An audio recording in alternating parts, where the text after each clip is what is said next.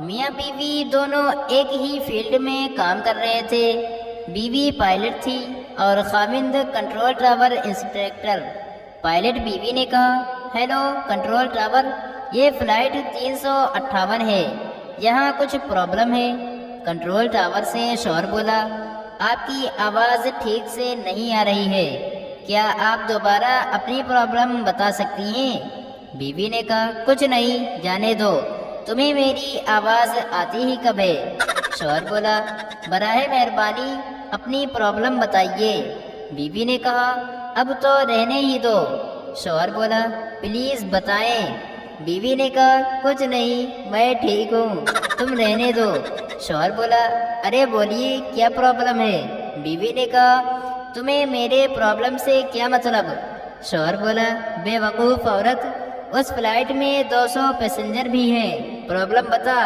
بیوی نے کہا، تمہیں کبھی میری پرواہ نہیں رہی، ابھی بھی 200 مسافروں کی پرواہ ہے، بس مجھے نہیں کرنی بات۔ ایک آدمی کی بس نہر میں گر گئی۔ پولیس نے پوچھا، بس نہر میں کیسے گری؟ آدمی بولا، مجھے نہیں پتا۔ پولیس نے پوچھا، کیوں؟ آدمی بولا، وہ آج کنڈکٹر نہیں آیا تو میں پیچھے کرایہ لینے گیا ہوا تھا۔ ایک دفعہ لاہور ٹرین سے جانے کا موقع ملا۔ میرے ساتھ 2 لڑکیاں ٹرین میں سفر کر رہی تھی۔ ایک بولی، میں ایسے لڑکے سے شادی کروں گی جس کی تنخواہ 2 لاکھ روپے ہو۔ دوسری بولی، اگر 2 لاکھ والا نہ ملا تو بولی 1 لاکھ والے سے کر لوں گی۔ دوسری بولی، اگر وہ بھی نہ ملا تو پھر 70,000 والے سے کر لوں گی۔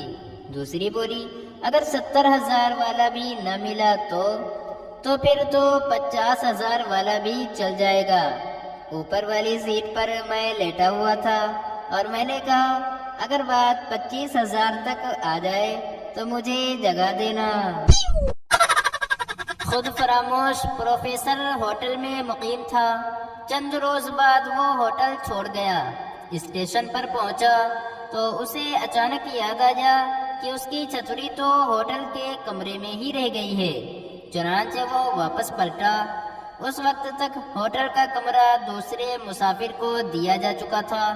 پروفیسر نے دروازہ کھولا تو اس کے کانوں میں کسی کی محبت بھری آواز آئی کہ تم کس کی زندگی ہو کیتھرین؟ جواب میں ایک نسوانی آواز نے کہا، میں تمہاری ہوں۔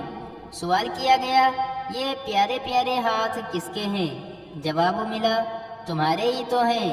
پوچھا گیا، اور یہ سڈول باہیں؟ جواب آیا، تمہاری ہیں۔ اور یہ نشیلی آنکھیں؟ نسوانی آواز نے جواب دیا، تمہاری ہیں، تمہاری ہیں۔ اور یہ ستواں ناک، اور یہ ہونٹوں کی پنکھڑیاں، اور یہ؟ پروفیسر نے بات کاٹ کر کہا، یاد رکھنا، جب تم کونے میں رکھی ہوئی چھتری تک پہنچو تو وہ صرف اور صرف میری ہے۔ ایک شخص نے نئے چپراسی سے دریافت کیا، کیا صاحب اندر موجود ہیں؟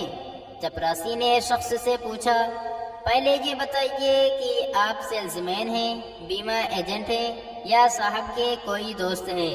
اس شخص کو غصہ آ گیا اور وہ بولا، میں یہ سبھی کچھ ہوں، اب بتاؤ کیا کہتے ہو؟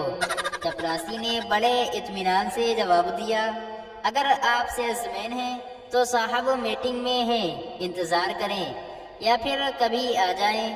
اگر آپ بیمہ ایجنٹ ہیں تو آپ کو پتہ ہونا چاہیے کہ آج صاحب سے ملاقات نہ ہو سکے گی کیونکہ صاحب شہر سے باہر گئے ہوئے ہیں۔ اور ہاں، اگر آپ صاحب کے دوست ہیں تو میں آپ کو خوش آمدید کہتا ہوں، اندر تشریف لے جائیں، صاحب تشریف فرما ہے۔